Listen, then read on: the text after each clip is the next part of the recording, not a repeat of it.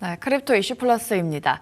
트럼프 대통령이 종전에 한 발 더 다가서는 모습을 보이면서 시장에 안도감을 불어넣었습니다. 코인 시장도 2%가량 올라주면서 6만 3천 달러까지 올라온 모습이죠. 자세한 이야기 나눠보도록 하겠습니다. 시크릿 리더스 시원 전문가 나와주셨습니다. 안녕하십니까? 네, 안녕하세요. 네.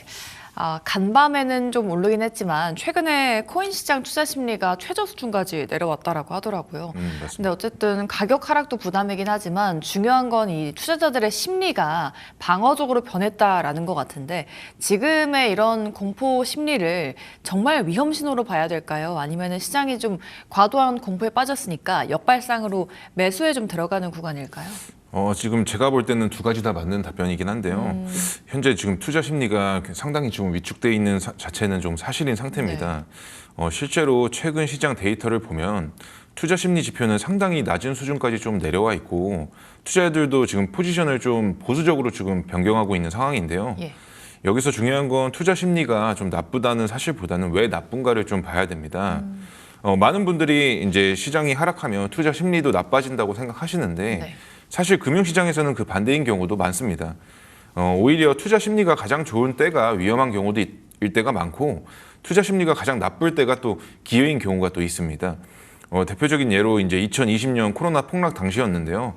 당시 시장은 좀 끝났다는 이야기가 넘쳤었고 맞아요. 비트코인 역시 큰 폭의 하락을 했었습니다. 하지만 결과적으로 보면 그 시기가 지금 지나고 보시면 투자자들에게 최고의 매수 구간 중 좀 하나였는데요. 지금 상황도 좀 비슷하다고 보시면 좋을 것 같습니다. 오늘 아침에도 뉴스가 나왔잖아요. 네. 이제 앞으로도 이제 일하는 쪽에서도 이제 사인이 나온다고 하면 이제 지금 2%보다도 훨씬 더 큰 이제 급등이 있을 거라고 봅니다. 현재 투자자들은 좀 금리 문제도 좀 걱정하고 있고 경기 둔화 우려도 있고 비트코인 가격도 좀 기대만큼 강하게 움직이지 못하고 있습니다. 그러다 보니까 지금 참여자들이 지금 방어적으로 좀 변하고 있었는데요. 저는 분명 말씀드리지만 이거는 위험 신호라고 생각하시면 안 됩니다. 투자하실 때 지금은 위험한 시장이라고 판단하지 마시고 좀 대응하는 시장이라고 좀 보시면 좋을 것 같고요. 네, 위험한 시장은 모두가 낙관적인 시장이라고 생각하는데요. 예를 들어 신고가를 연일 좀 갱신하고 유튜브와 커뮤니티에서 무조건 오른다는 얘기가 나오면 오히려 더 조심해야 되는 구간이라고 보셔야 됩니다. 네. 허나 지금은 지금 정반대인데 좋은 뉴스가 나와도 시장은 좀 반응하지 않았고 투자자들은 계속 불안해하고 있었습니다. 이런 상황을 공포가 누적되는 과정이라고 좀 보면 되고요. 당장 반등이 나온다는 의미는 아닌데 오늘 아침처럼 이런 뉴스가 나온다면 또 반등이 또 이렇게 쉽게 일어나고 있죠. 네. 하지만 적어도 지금 과열 구간이라기보단 상당 부분 공포가 지금 반영되어 있는 구간에 더 가깝다고 생각합니다. 자금 흐름 항상 말씀드리고 있습니다. ETF 자금 유입 속도는 둔화되고 순유출이 있다고는 하지만 그렇다고 대규모 이탈이 일어난 건 아닙니다. 그리고 기업들의 비트코인 보유 역시 크게 줄고 있지 않은 상황이고요. 보유량을 오히려 지금 보유량 자체를 저점 매수 기회로 삼으면서 좀 늘려가고 있는 상황입니다. 즉 투자 심리는 나쁘지만 자금이 완전히 빠져나가고 있는 상황은 아니라고 보시면 되고요. 네. 시장은 심리와 실제 자금 흐름을 같이 봐야 합니다. 투자 심리만 놓고 보면 상당히 부정적인 상황인데 저번 방송에서도 말씀드렸다시피 이 시장 붕괴 직전이라기보다는 과도한 공포가 형성된 구간이라고 보시면 되고요. 네. 투자 입장에서는 지금 공포에 휩쓸려서 모든 자산을 좀 정리하기보다 시장을 좀 차분하게 관찰해야 되는 시기라고 봅니다. 결론적으로 현재 투자 심리 악화는 분명 경계해야 될 신호입니다. 동시에 역사적 측면으로 장기 투자자들이 관심을 가져야 했던 구간과 유사한 측면도 있다고 판단합니다. 네, 즉 차분하게 관찰하면서 이런 시장 지루하지 않게 조금씩 수익 챙겨가는 단타 트레이딩 좀 병행해야 하고요.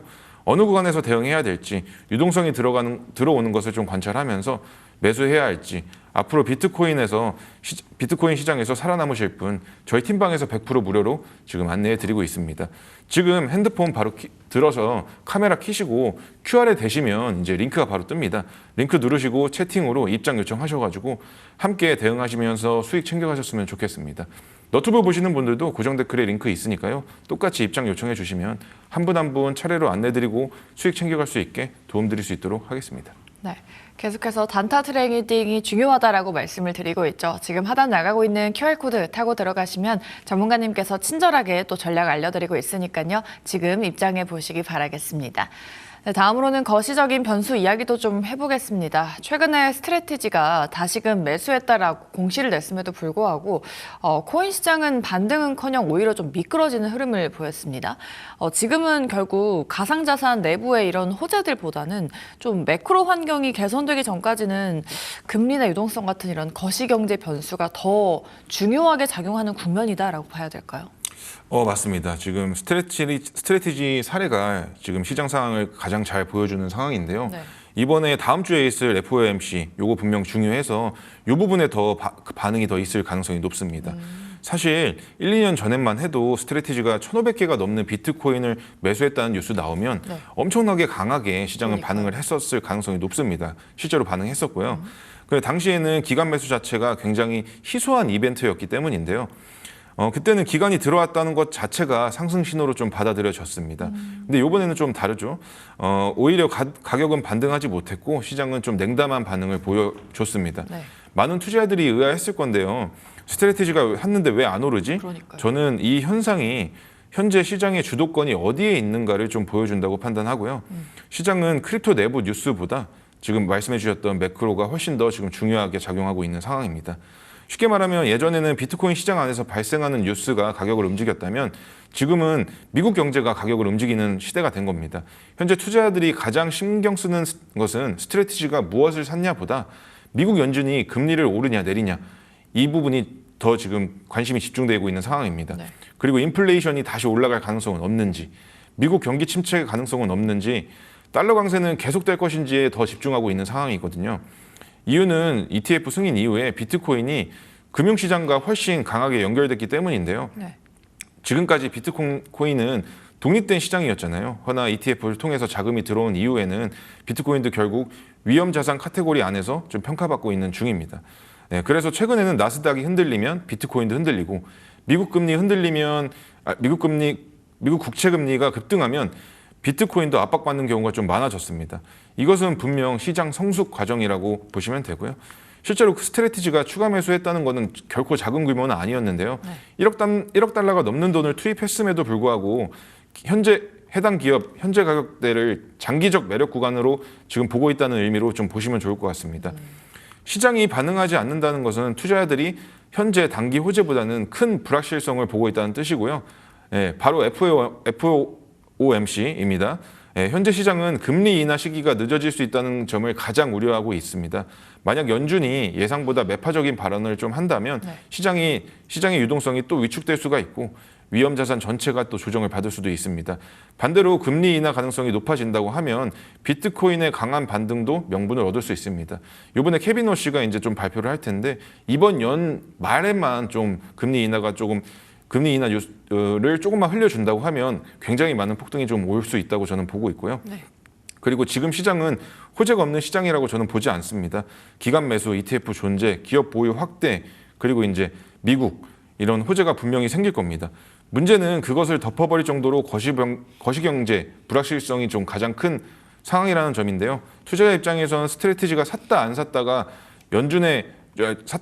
중요한 게 아니라 결국 연준이 돈의 가격을 어떻게 결정할 것인가에 좀 집중하시면 좋을 것 같습니다. 결국에 다시 한번 말씀드리지만 가장 큰 힘은 유동성입니다. 정리하자면 가상자산 내부 재료보다 거시경제 변수가 훨씬 더 영향력을 갖는 구간이니까요. 앞으로 비트코인 방향성 역시 개별 기업 매수 뉴스보다는 금리의 유동성 환경에 의해서 결정될 가능성이 높다고 보고 있습니다. 결국 뉴스는 이미 돈이 움직인 뒤라 한 발 늦은 정보입니다.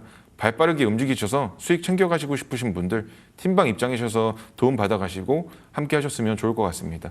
망설이지 마시고 저희 팀에 문의 주셔서 함께 수익 챙겨가셨으면 좋겠습니다. 네, 좋습니다. 빠르게 움직여서 수익을 챙겨야 된다라고 말씀해 주셨습니다. 지금 나가고 있는 QR코드 한번 타고 들어가시면 되겠습니다. 그런데 지금 코인 시장에서 좀 부정적인 전망도 많이 나와지고 있습니다. 지금 비트코인이 채굴자들의 손익분기점 아래로 추락했다라고 하더라고요. 근데 시장에서는 이 구간이 깨진다고라고 하면 5만 달러 초반까지 내려갈 수도 있다라는 분석도 좀 내놓고 있는데 예측 시장 마리어드에서도 5만 5천 달러까지의 추가 급락 가능성 지금 73%의 베팅이 몰렸다라고 합니다. 이 시나리오의 가능성 얼마나 된다라고 보십니까? 가장 많이 나오고 있는 지금 이야기인데요. 제가 저번 방송에서도 말씀을 드렸는데 네. 5만 5천에서 5만 7천까지도 열려 있다. 예, 그 가능성은 충분히 있는 이야기입니다. 네. 근데 그런 가능성은 지금 거시경제가 계속 흔들렸을 때의 얘기고요. 예, 채굴 원가가 깨졌고 200일 주봉 이동 평균선도 이탈했고 일부 예측 시장에서는 추가 하락 가능성의 높은 확률로 지금 이제 베팅하고 있는데 네. 그래서 많은 투자자들이 정말 5만 달러까지 가는 거 아니냐라는 불안을 느끼고 있는 상황입니다. 그런데 저는 여기서 투자자들이 한 가지 구분해서 봐야 할 게 하나 있습니다. 바로 가능성과 확정은 전혀 완전 다르다는 점입니다. 현재 시장에서는 여러 가지 하락 논리가 좀 존재를 합니다. 채굴 원가가 이탈했다. 뭐 주봉 기준의 200일 이동평균선이 이탈했다. 뭐 저평가 구간 예측 시장의 하락 베팅. 뭐 이런 요소들만 놓고 보면 상당히 비관적으로 보일 수 있습니다. 하지만 시장은 원래 모든 정보가 한 방향으로 쏠릴 때 오히려 반대로 움직이는 경우가 훨씬 많습니다. 우선 채굴 원가 이야기를 해보겠습니다. 채굴 업체들은 전기료와 장비 비용을 감안해서 일정 가격 이상에서 좀 수익을 보는 구조를 갖고 있어요. 예, 만약 가격이 그 아래로 좀 내려가면 일부 채굴자들은 보유 물량을 좀 매도하게 됩니다. 그래서 채굴 원가가 아래 구간은 이제 투자자들이 중요하게 보는 지표 중에 하나고요. 과거 데이터를 보면 채굴 원가가 깨졌다고 해서 반드시 대폭락이 이어진 것은 아닙니다. 오히려 바닥 형성 과정에서 일시적으로 이탈하는 경우도 상당히 많았는데 중요한 건 얼마나 또 오래 머무느냐입니다. 또 하나 봐야 될 건 채굴자들의 영향력이 예전보다 좀 많이 줄어들었다는 점인데요. 과거에는 채굴자들이 핵심 공급자였습니다. 하지만 지금은 뭐 기관이나 고래들의 자금 규모가 훨씬 커졌고 하루 ETF 순유입 금액이 채굴자들이 생산하는 비트코인의 양을 또 넘어서는 경우가 많습니다. 그래서 현재 시장에서 더 중요한 건 채굴자보다 기관 자금의 움직임입니다. 그래서 저는 5만 달러 가능성을 완전히 좀 부정하지는 않지만 예, 만약 FOMC의 이후 금리 인하 기대가 무너지고 유동성이 위축된다면 충분히 가능한 시나리오입니다. 하지만 반대로 유동성 살아나고 기관 매수 유입된다고 하면 지금 공포가 과도했던 것으로 평가받을 거라고 판단합니다. 예, 투자자들이 기억해야 될 건 하나 있습니다. 현재 시장에서는 5만 달러 이야기가 너무 많이 나오고 있습니다. 근데 금융시장에서는 유명한 말이 있죠. 모든 사람들이 기다리는 가격은 오지 않는다. 네, 저번 방송에서도 말씀드렸는데 딱 그때 가격과 똑같은 상황입니다. 네, 만약 시장 참여자들이 대부분 5만 달러를 기다린다면 오히려 그 직전에서 반등이 나오는 경우가 나올 거라고 저는 판단하고 있고요. 항상 시장은 다수의 기대를 좀 비켜가는 경우가 많습니다. 저는 지금 단계에서 5만 달러를 단정적으로 예측하는 것은 오히려 위험하다고 보고요. 가능성은 여러 두 대. 그것만 믿고 대응하는 것은 좋지 않다고 봅니다. 시장을 결정하는 핵심 변수는 채굴 원가가 아니라 유동성과 수급입니다. 고래 자금이 어떤 흐름을 보이는지, 기관 투자자들이 계속 매수하는지, 금리 인하가 살아나는지 이런 요소들을 더 중요하게 보시면 되고요. 정리하자면 저는 현재 시장에서 존재하는 5만 달러 공포를 좀 이해하지만 채굴 원가 이탈만으로 폭락을 좀 단정짓기보다는 여러 변수들을 종합적으로 봐야 한다고 생각합니다. 지금은 공포가 상당 부분 가격에 반영된 상태고 앞으로 방향성은 채굴자보다 기관 자금, 거시경제 환경이 결정할 확률이 높다고 보고 있고요. 결론적으로 5만 달러까지 완전 열려 있다고 보고 있지는 않고 지금보다 아주 약간의 좀 조정이 남아 있다라고 판단하고요. 저는 지금 비트코인을 세일 중이라고 좀 표현하는 게 맞을 것 같습니다. 지나친 공포를 느끼기보다는 잘 대응하셔서 세일할 때 하나씩 모아가시면 좋을 것 같습니다. 네, 좋습니다. 지금 글로벌 스테이블 코인 경쟁도 이어지고 있습니다. 미국은 클래리티법 논의 본격화하고 있고요. 일본에서는 역시 엔화 스테이블 코인 도입에 속도를 내고 있다라고 하더라고요. 근데 국내에서는 지금 원화 스테이블 코인 디지털 자산 기본법 논의가 좀 지연되는 모습을 보이고 있습니다. 근데 이런 입법 공백이 좀 장기화된다라고 하면은 국내 거래소랑 블록체인 기업들은 어떤 영향을 받게 될지 이 글로벌 경쟁에서 한국이 좀 뒤처질 가능성은 없을까요? 저는 개인적으로 지금 한국이 직면한 가장 큰 문제가 규제가 없다는 것보다 방향성이 아직 명확하지 않다는 게 지금 문제라고 생각합니다. 네, 사실 불과 몇 년 전만 해도 가상자산 산업은 규제를 어떻게 할 것인가가 핵심 이슈였는데요. 그런데 지금 글로벌 시장은 이미 그 단계를 넘어가고 있습니다. 아직 근데 한국은 넘어가고 있지 못하죠. 네, 미국은 스테이블 코인과 디지털 자산 산업을 제도권 안으로 지금 편입시키기 위해서 벌써 1년 넘게 지금 국회에서 싸움을 하고 있습니다. 허나 그리고 이제 일본도 엔화 기반 스테이블 코인 활성화에 상당히 지금 적극적인 모습을 보이면서 지금 진행하고 있습니다. 그리고 또 유럽도 이미 규제 체제를 좀 마련하면서 기업들이 지금 사업을 할 수 있는 환경으로 좀 만들어주고 있습니다. 즉 규제를 할 것이냐 말 것이라는 문제를 벌써 넘어서 어떤 방식으로 산업을 키울 것이냐라는 경쟁으로 넘어가고 있습니다. 그런데 문제는 한국은 아직 산업 육성과 규제 사이에서 아직 방향성도 잡지 못하고 있다는 모습입니다. 투자자 보호 물론 중요합니다. 하지만 실제로 과거 여러 거래소 문제나 프로젝트 사태를 겪으면서 제도적 안전장치가 필요하다는 점은 누구도 부정할 수 없는 사실이 맞습니다. 하지만 동시에 산업 경쟁력도 함께 고민해야 될 시점이라고 저는 생각합니다. 최근 가장 이슈는 스테이블 코인입니다. 많은 분들이 스테이블 코인이 단순히 가격이 고정된 코인 정도로 생각하시는데 사실 이 스테이블 코인이 앞으로 디지털 금융 인프라의 핵심이 될 가능성이 높거든요. 예를 들어 지금 글로벌 크립토 시장에서 거래되고 있는 대부분의 자금은 달러 스테이블 코인 기반 중심으로 움직이고 있습니다. 네, USDT, USDC 같은 스테이블 코인이 사실상 지금 디지털 달러 역할을 지금 하고 있는데요. 만약 앞으로 한국이 원화 기반 스테이블 코인 체계를 만들지 못하면 어떤 일이 발생될지 상상이 되실까요? 결국 국내 투자자들도 디지털 금융 환경에서 달러 스테이블 코인에 더욱더 의존해야 될 가능성이 높습니다. 쉽게 말해 현실 세계에서는 원화를 쓰는데 디지털 금융이 열린 이 세계에서는 달러를 또 쓰는 구조가 만들어질 수 있다는 세계입니다. 네, 이것이 단순히 코인 시장의 문제가 아니라 금융 주권 차원의 문제라고 좀 판단하시고 이렇게 좀 보셔야 될 것 같습니다. 물론 당장 내일 그런 상황이 오는 것은 아닌데요. 하지만 글로벌 디지털 자산 시장이 커질수록 어떤 통화가 디지털 환경에서 많이 사용되는지 굉장히 중요한 문제가 될 수 있습니다. 또 하나 우려되는 부분이 국내 기업들의 이제 경쟁력이 좀 떨어진다 이건데요. 현재 블록체인 기업이나 스타트업 사업들은 계획을 세울 때 가장 중요하게 보는 것이 규제의 예측 가능성입니다. 네. 기업 입장에서 사업이 허용되는지, 어떤 기준을 따라 해야 하는지 명확해야 투자도 받고 인재도 채용할 수 있는데요. 네, 관련 제도가 계속 미뤄지거나 방향성이 좀 불확실하면 기업들은 자연스럽게 해외로 분명 눈을 돌리게 될 겁니다. 실제로 지금 비트코인 거래소가 굉장히 많이 있는 데가 싱가포르거든요. 지금 싱가포르, 홍콩, 두바이 같은 지역들로 이 지역들은 적극적으로 디지털 자산 기업들을 좀 유치하고 있습니다. 기업 입장에서 보면 사업하기 쉬운 곳으로 이동하는 것은 너무 자연스러운 선택이거든요. 그래서 저는 국내 입법 공백이 좀 길어질 경우 가장 먼저 타격을 받는 것은 거래소보다 블록체인 스타트업과 같은 신규 프로젝트들이라고 생각합니다. 예, 혁신 기업들이 해외로 빠져나가면 결국 기술과 인재도 함께 빠져나가게 될 거고요. 그리고 시간이 지나면 단순히 거래량을 잃는 수준이 아니라 산업 경쟁력 자체를 잃게 될 수 있으니까요. 예, 지금 한국은 세계적으로 매우 높은 수준의 디지털 인프라를 갖추고 있고 가상자산에 대한 대중적 관심도도 상당히 높은 시장입니다.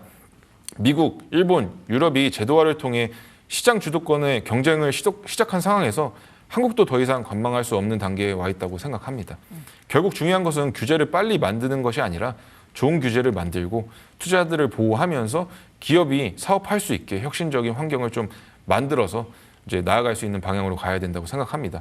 결론적으로 지금 한국이 완전히 뒤처져 있다고 보지는 않지만 더 늦어지기 전에 현재와 같은 입법 공백이 좀 장기화된다면 글로벌 디지털 자산에서 주도권을 잃을 게 뻔합니다. 네. 발빠른 뉴스, 움직이는 돈보다 대응하는 방법 저희 팀방에서 좀 알려드리고 있습니다. 네, 100% 무료인 팀방 입장 요청해 주셔서 함께 좀 나아가셨으면 좋겠습니다. 네, 좋습니다. 자세한 전략 궁금하신 분들 지금 나가고 있는 QR코드 타고 한번 들어가 보시고요. 그런데 지금 제도권 그리고 규제 전선에서 벌어지는 싸움이 더욱더 치열합니다. 맥킨지는 스테이블 코인이 좀 확대될 경우에 은행권이 대규모 예금 유출 압력 받을 수 있다라고 분석을 했습니다. 네, 실제로 미국 은행들이 스테이블 코인 의 이자 지급을 제한하려고 하면서도 한편으로는 자체 토큰화 예금을 좀 추진하고 있는 상황인데요. 이런 움직임이 블록체인 개방성 그리고 탈중앙화라는 정신을 좀 훼손하는 방향으로 흘러갈 가능성은 없을까요? 그럴 가능성도 좀 있고요. 네, 저는 그래서 이 부분을 굉장히 흥미롭게 지금 보고 있습니다. 네. 네, 사실 이제 크립토가 처음 등장했을 때 철학과 지금 제도권이 받아들이고 있는 방향이 많이 달랐기 때문인데요. 네.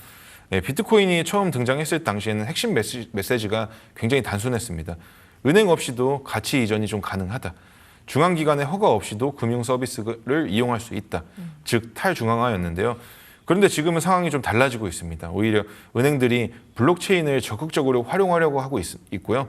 겉으로 보면 굉장히 좀 아이러니한 상황인데 예전에는 비트코인을 비판하던 기관들이 이제는 스스로 토큰을 만들고 디지털 자산 사업에 뛰어들고 있기 때문입니다. 네. 특히 최근 스테이블 코인을 둘러싼 논쟁을 보면 이런 흐름이 더욱더 분명하게 나타나고 있습니다. 스테이블 코인이 확대되면 사람들은 은행 대신 디지털 달러를 보유할 수 있게 됩니다. 은행 입장에서는 상당한 위협이 될 수 있게 되는데요.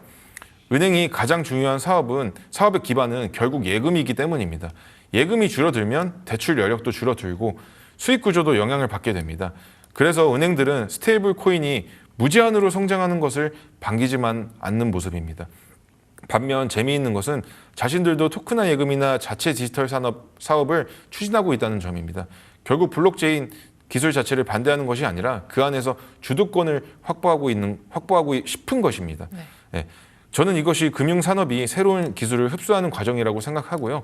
과거 인터넷이 등장했을 때도 기존 기업들은 처음에 반발했지만 결국 인터넷을 활용하는 방향으로 진화했습니다. 지금 블록체인도 비슷한 길을 가고 있다고 저는 보고 있고요. 다만 투자자들이 우려하는 부분도 충분히 이해합니다. 만약 앞으로 스테이블 코인과 디지털 자산 서비스가 대형 금융기관 중심으로 재편된다고 하면 원래 블록체인이 추구했던 개방성과 자유는 상당 부분 희석될 수 있기 때문인데요. 네. 결국 몇몇 거대 금융기관이 새로운 디지털 금융의 관문 역할을 하게 될 수도 있게 됩니다. 하지만 저는 그렇게 단순하게 흘러가지 않을 거라고 저는 생각하고요. 왜냐하면 블록체인의 가장 강력한 특징은 누구나 참여할 수 있는 개방성 자체에 있기 때문입니다. 은행들이 토큰화 예금을 만들고 디지털 자산 사업을 확대한다고 해도 비트코인과 이더리움 같은 퍼블릭 블록체인이 사라지는 게 아닙니다. 오히려 앞으로 두 가지 시장이 함께 성장할 거라고 저는 보고 있고요. 하나는 은행과 기관이 운영하는 제도권 블록체인 시장이고 다른 하나는 기존 크립토가 유지해온 탈중앙화 시장, 이 두 가지가 함께 성장할 거라고 봅니다. 결국 경쟁의 결과는 사용자가 분명 결정하게 될 겁니다. 네. 사용자들이 편리함을 선택할지 자유와 개방을 선택할지에 따라서 시장의 구조도 달라질 수가 있습니다. 정리하자면 저는 현재 나타나는 현상을 블록체인의 실패로 보고 있지는 않습니다. 오히려 블록체인이 너무 커졌기 때문에 기존 금융권이 무시할 수 없는 수준까지 성장했다고 생각하고요.